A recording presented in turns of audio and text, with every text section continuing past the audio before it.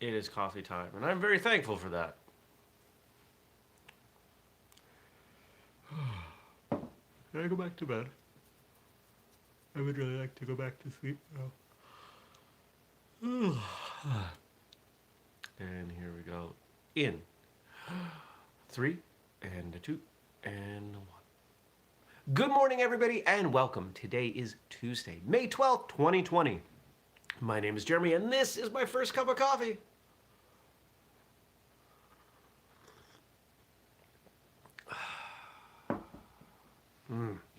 All right. I don't know how many days in a row it's been that I didn't sleep well, but it's been too many. And I don't like it. The cat, I think I'm just going to have to shut her out of the bedroom tonight. Because for some reason I'm not sleeping as soundly as I usually do, and she's disturbing me, and it's just not working. So I think I need to have a night where I go to bed relatively early and shut the door and just sleep. I might even, as silly as it sounds, I have a face mask and earplugs, and I might even wear those. Not really a face mask, an eye mask, one of those things. I bring it with me when I travel for hotels, because hotels usually have so much ambient light that you can see everything. And I'm used to sleeping in complete darkness. Yesterday was a pretty good day. It was a tiring day. I'm realizing that these Mondays and Fridays when I go to my client's office, I don't know if I can call it a client anymore. They put me on payroll. But it's not my job. Whistlekick's my job. We'll keep calling them a client. When I go to my client's office, everybody else is just so, their energy is just so up and chaotic that and I can't separate myself from it because I'm there to do work for them and help. And I'm just, ugh. I got home and it took me over an hour. Actually, counting the drive, it probably took me 2 hours to shed that. It was, loud music in the car, and worked out a little bit, and made some dinner, and finally, I felt better. Played some video games last night. And then we had a meeting for Marshall Journal. And while I was on the call, it started snowing. And the snow is still on the ground. It's 4 days in a row it snowed. In May. I don't like it. Feeling very whiny this morning. Well, episode 500 is doing well. When I looked at it this morning, there were a couple hundred views. Our YouTube channel isn't really huge. I hope everybody that subscribes to the podcast will go check it out on YouTube. But maybe they won't. Maybe they don't realize there's a video. I don't know. Who knows? We didn't record an intro and an outro for that file. Maybe we should have. I didn't want to. Can always go back and update the file. Maybe I'll do that. What's going on today? Cat gets acupuncture. It's been helping. She's feeling better. She was getting it like every couple weeks, and then we dropped the frequency, and now we're trying to bring it back up because her hips. And Stacy says, episode 500 rocks. I watched it. So many awesome people. Yeah, it was great. Julius did a wonderful job. Thank you to everyone who contributed. Pretty powerful stuff. I really appreciated the contributions from everyone. So, yeah. Got a podcast interview at like noon, 12:30.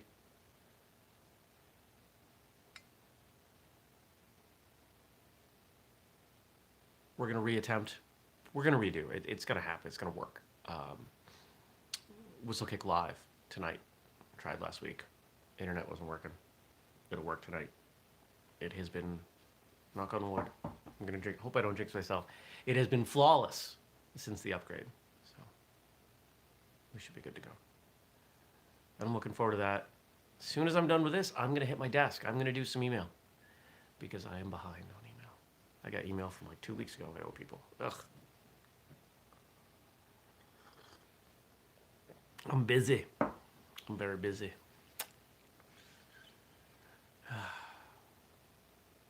Anything else?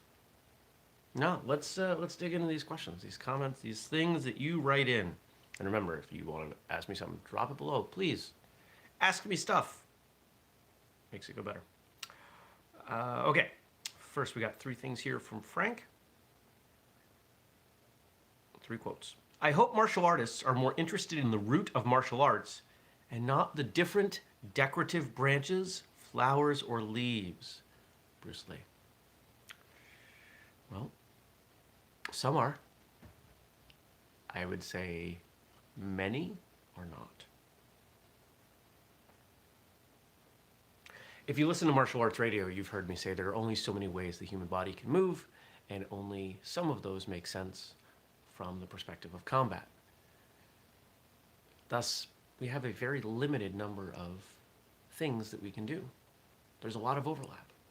Our martial arts are more alike than they are different, and I wish we would celebrate the differences rather than criticize them. We spend so much time as martial artists belittling what others do, and it's just a waste of time.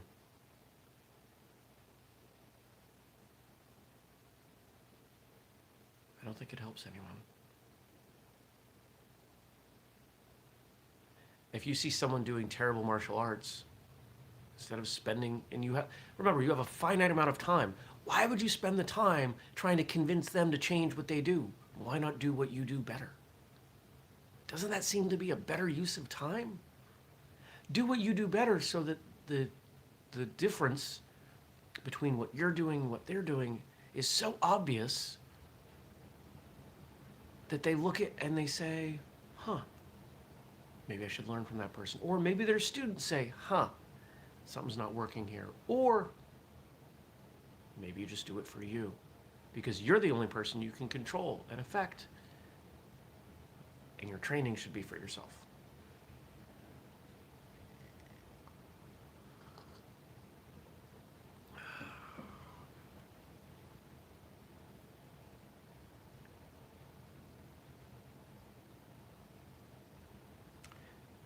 I sometimes just don't like to see the ultimate fighting. I just find it, as a martial artist, I just find it too violent. Jackie Chan.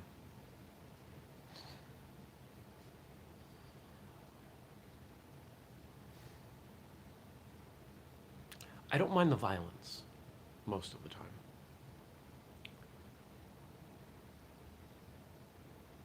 What I mind is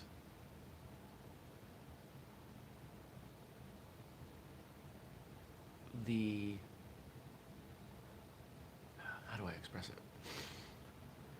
Almost the chaos of it, the reality TV aspect of it. It is perfectly possible for 2 people to get into a ring and beat the tar out of each other with respect and a desire to test their skills and get better, and to value that gift that they're giving to the other. Doesn't happen very much in the professional sphere because that doesn't create characters. We like characters. If you look at the UFC and I guess professional wrestling in general over the last 20 years, it's moved closer and closer to professional wrestling. Not in skill, but in promotion.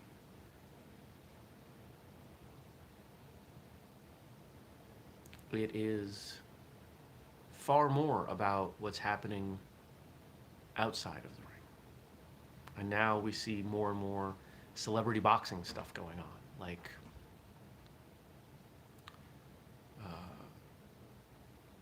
there are a couple guys out of the strongman world. Eddie Hall and Thor Bjornsson. Guys who deadlift over 1,000 pounds. They're going to have a boxing match next year, apparently. Because it's the culmination of their trash talk.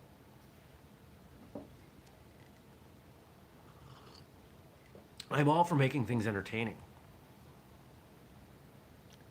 If you look at professional sports, there's opportunity for people to be celebrated for so much more than their trash talk.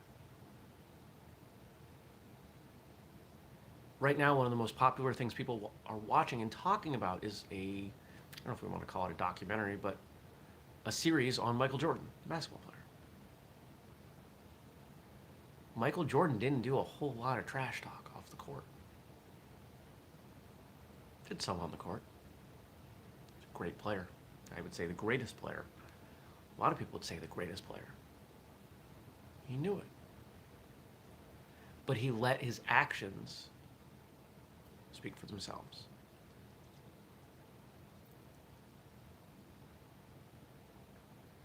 As opposed to plenty of people today who will just say whatever they can to get the cameras on them. And it's our fault as people who watch. If we didn't respond to it, it wouldn't happen. The way mixed martial arts is presented, the way sports is presented, the way the news is presented to us today, it is 100% because it is what we want. I don't mean I or you specifically, but we as people. If people stopped watching, they would change. It's a business, it's a numbers game.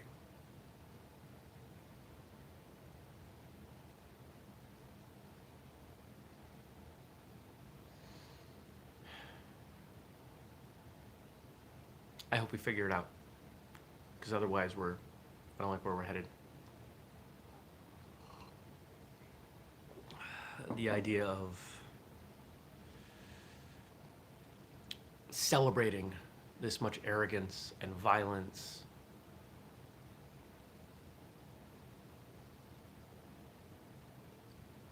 it can't lead anywhere good.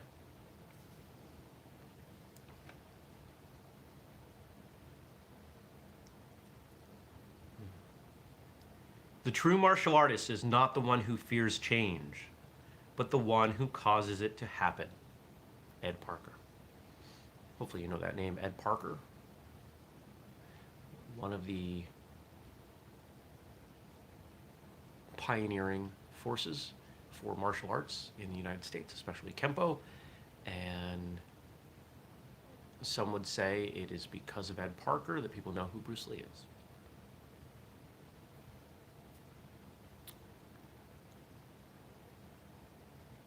Change happens all the time. You can resist it or you can go with it. It's not going to stop.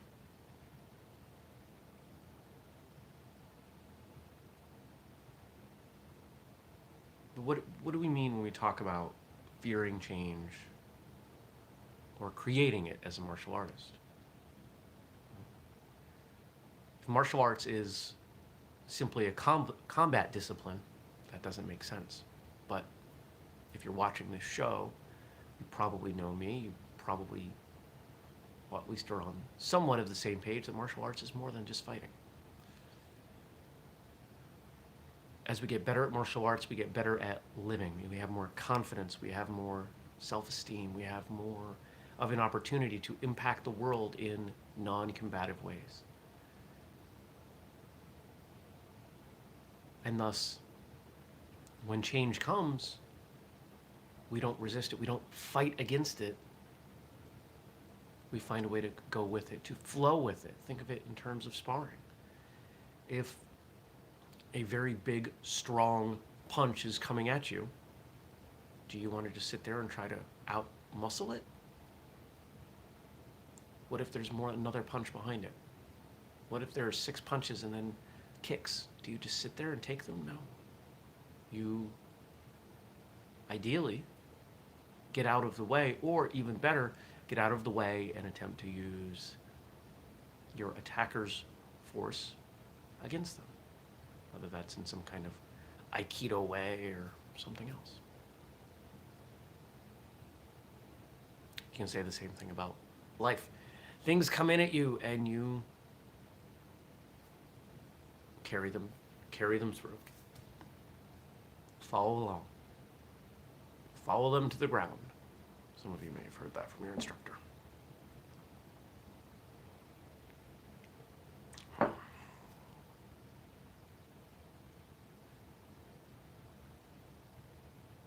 My brain is not firing on all cylinders this morning, and I apologize for that. I feel fuzzy. I really do want to go back to bed. Next time.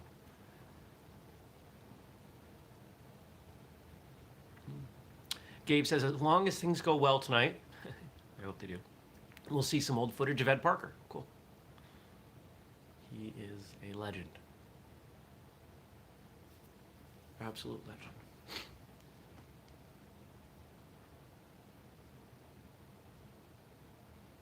And a question from Gabe, who's watching. Hi, and thank you. What can you recommend for a warm-up that anyone can do to start their day?